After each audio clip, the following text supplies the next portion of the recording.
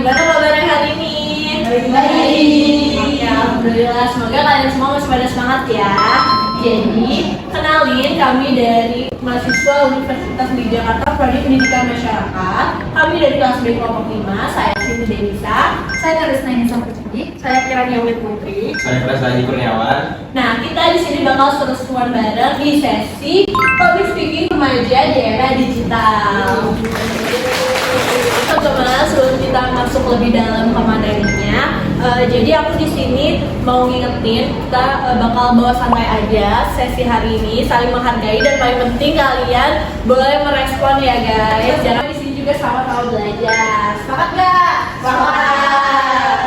Oke teman-teman, nah keren banget nih di era digital ini kan kita tahu ya kalau misalnya kita punya ide bagus, tapi sayang banget kalau misalnya kita gak bisa menyampaikan ide tersebut dengan baik. Maka dari itu sebelum masuk materi, aku juga kira main game dulu deh, mitos atau fakta. Ya kalau misalnya itu mitos, kalian silakan tangan di dada kayak gini. Kalau menurut kalian fakta, kalian angkat kanan. Oke? Oke. Jadi pernyataannya, menurut kalian public speaking itu gak bisa dipelajari sama sekali, itu mitos atau fakta? 1, 2, 3. Kompak ya semuanya, berarti kalian tahu kalau misalnya public speaking itu tuh kalau nggak bisa dipelajari itu mitos, karena sebenarnya public speaking itu bisa kita pelajari. Nah, tapi jujur deh, guys, kalian di sini kalau misalnya tiba-tiba ada yang disuruh ngomong langsung mendadak di depan umum, siapa yang suka deg-degan sama tiba-tiba ngeblank? Aku loh kan? Coba. Jadi aku pas habis sidang uji kom akhir, aku tuh dari malam sebenarnya aku udah ngafalin kata-katanya.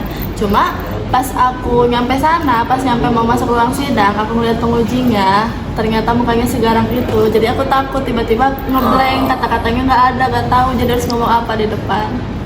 Oke, emang sih relate banget kalau kita juga kalau presentasi ngeliat teman-teman di depan tuh pasti langsung kayak, aduh takut deg-degan. Nah sekarang kamu deh boleh.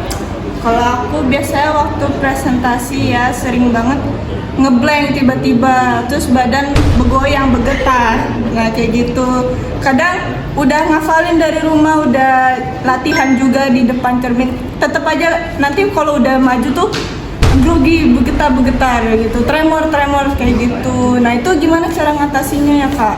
Wah, relate banget nih emang permasalahan kalian sama kita.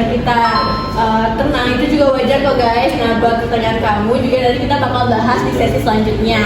Biar kita tahu landasan teorinya dulu nih, aku mau langsung aja serahin ke rekan aku, Kirani. Oke, terima kasih banyak Kak Denisa. Jadi teman-teman, kalau ngomongin istilah public speaking itu merupakan skill murni atau keterampilan untuk menyampaikan kayak sebuah informasi, gagasan, serta pesan-pesan ke para audiens. Nah, selain itu public speaking juga sebenarnya itu dia bisa dipakai untuk menghibur para audiens, seperti misalnya kayak main game atau kayak ice breaking juga. Nah, boleh di next slide Kak. Jadi di depan ini ada 4 manfaat public speaking. Yang pertama ada meningkatkan kepercayaan diri, yang kedua ada membantu membangun komunikasi yang lebih baik, yang keempat yang ini memperkuat kemampuan dalam berorganisasi, yang keempat ada membuka peluang karir yang lebih luas. Nah, dari keempat manfaat ini menurut teman-teman mana sih poin yang saat ini teman-teman butuhin sebagai remaja atau mahasiswa? Oke, boleh Kak. Aku pengen tahu yang pertama, yang meningkatkan kepercayaan diri. Oke, benar banget nih. Untuk meningkatkan kepercayaan diri ini kita butuh banget di public speaking. Nantinya itu untuk kepercayaan diri ini bakal kepake banget untuk aktif di organisasi atau persiapan untuk masuk ke dunia kerja nantinya. Nah, untuk tahu cara praktisnya kita bisa bedah teknik dasarnya bareng Kak Nur. Teman-teman semuanya, di sini aku akan menjelaskan 6 poin teknik dasar public speaking. Sama tadi aku sekalian mau jawab pertanyaan gimana sih cara ngatasin public speaking supaya lebih bagus gitu kan. Oke, yang paling pertama ini adalah mata-mata. Jadi saat kita presentasi ataupun kita berbicara, kita tuh harus menatap audiensnya gitu supaya audiens itu merasa mereka tuh dilibatkan dalam obrolan. Yang kedua itu kita menggunakan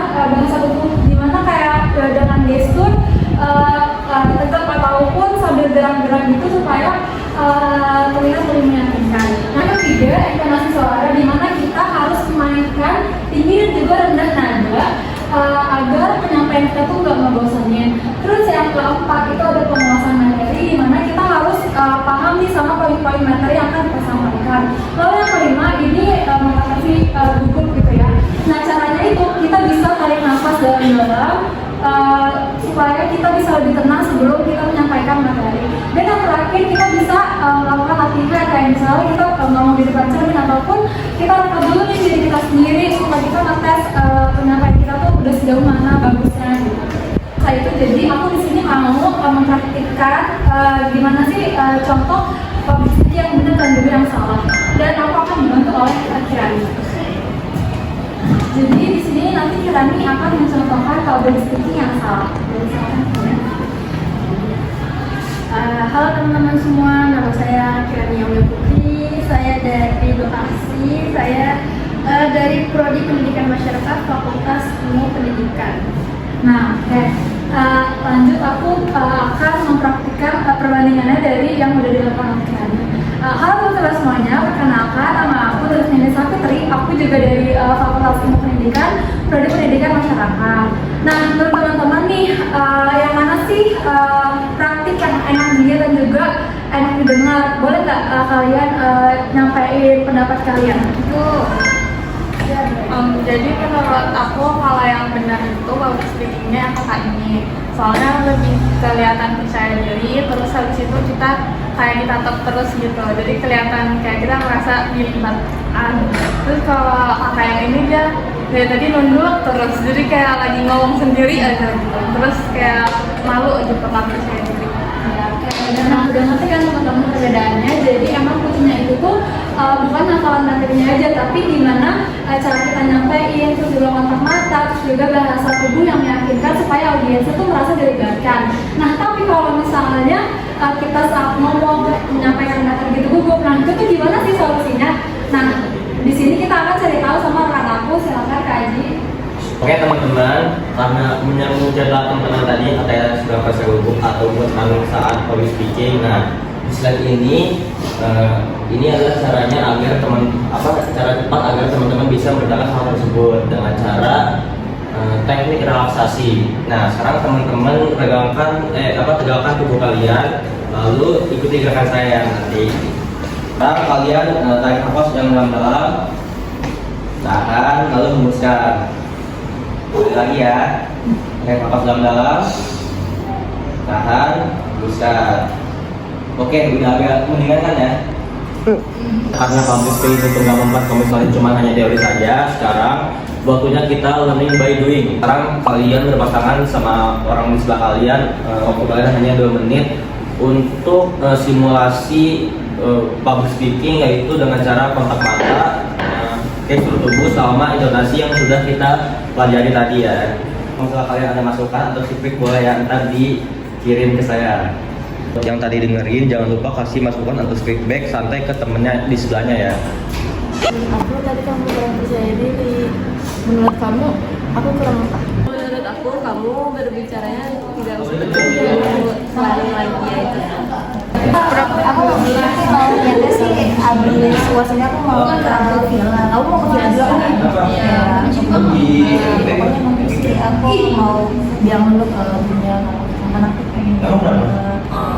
Menurut aku sih tadi aku public speakingnya kurang ini sih nantang audiens, mata kamu kemana-mana. Kalau aku kurang apa? Kalau kamu tadi ngomongnya agak cepat sih, jadi kadang nggak ngerti aku tadi ngomongnya apa. Nah gimana teman-teman, seru banget kan simulasinya? Karena tadi udah simulasi bareng teman-teman sebaya, jadi di sini aku mau nantang teman-teman semuanya buat satu perwakilan maju buat singkat aja perkenalan sama yang tadi udah teman-teman pelajari. Siapa yang mau? Ya boleh.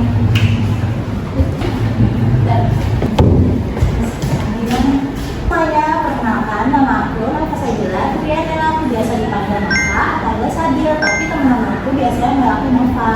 Aku dari Prodi Pendidikan Khusus Fakultas Ilmu Pendidikan. Salam kenal semuanya. Terima kasih. Teman-teman contohnya ada keren banget kan? Keren banget. Nah jujur banget kan kayak kontak matanya dapat, terus mereka audiens juga, aku sudah gestur tubuhnya udah oke banget, padahal tuh baru latihan beberapa menit kan. Thank you banget ya udah berani nyoba.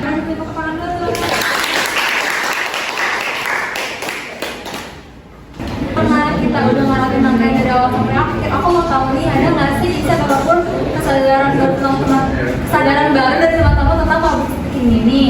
Nanti aku minta boleh respon 1-2 orang ya teman-teman. Ada yang mau?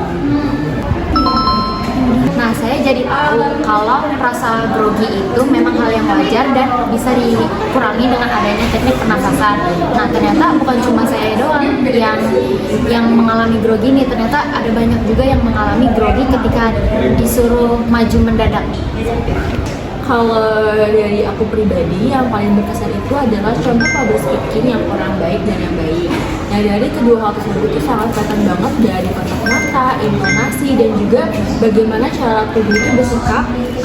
Jadi penyampaiannya itu bisa jadi jauh lebih menarik dan bagus. Nah, keren banget kan insight dari teman-teman. Tapi biar ini makin melengkap, langsung aja nih ada materi lain dari rekan aku. Nah, kali ini sekarang kita memasuki proses kilat tanpa kertas ya. Yang nama gamesnya yaitu tangan terbuka. Nah, kalian bisa mengikuti saya ketika saya mengasih pertanyaan. Kalau misalnya pertanyaan yang saya kasih itu benar, kalian bisa mengepalkan tangan lalu mengangkat jari kalian satu. Terus kalau misalnya pertanyaan yang lainnya juga benar, kalian bisa mengangkat jari kalian jadi dua. Seterusnya seperti itu. Sekarang saya akan membacakan pertanyaannya ya. Yang pertama, saya sekarang tahu cara mengatur nafas kalau menghadap gugup. Oke. Yang kedua, saya menyadari pentingnya kontak mata saat berbicara. Yang ketiga, saya merasa lebih siap mencoba public speaking setelah ini. Oke, karena tadi itu sangat bervariasi, ada yang angka 3, ada yang angka 2. Jadi kalian itu cukup tahu lah ya tentang materi yang tadi sudah saya berikan. Agar materi yang tadi saya sudah berikan itu nggak umum begitu saja, kalian bisa mempelajarinya secara mandiri dengan cara men-scan QR code-nya di sini ya. Di sini itu ada video animasi tentang public speaking dan materi-materi yang lainnya. Nah, jadi kalian tuh juga bisa asal public speaking kalian tuh di rumah secara mandiri dengan cara men-scan QR code tersebut. Oke, sesi kita sekarang udah berakhir nih teman-teman. Kita semua mau ucapin terima kasih banyak atas partisipasi teman-teman semua yang udah meluangkan waktunya untuk ikut sesi pembelajaran kita hari ini. Untuk kurang lebihnya kami mohon maaf. Wassalamualaikum warahmatullahi wabarakatuh.